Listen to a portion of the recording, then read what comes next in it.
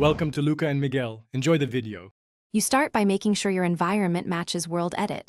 Install Forge, Fabric, Paper, or Sponge that the mod or plugin requires.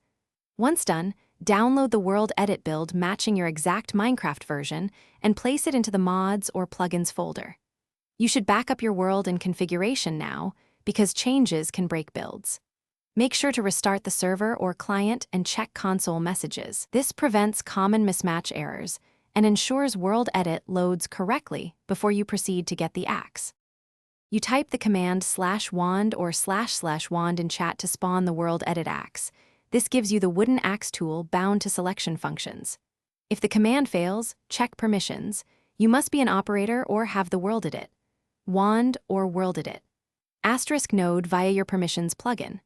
Once done, use console or op status to bypass restrictions temporarily, but make sure to restore permissions after testing. Also verify no other plugin is intercepting aliases, so the wand command points to Worldedit.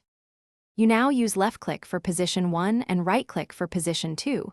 These two corners define your selection, so practice with small areas and then apply //set or //replace to change blocks. If the wand doesn't appear, check the server console for load errors and avoid using /reload. Instead, restart the server cleanly.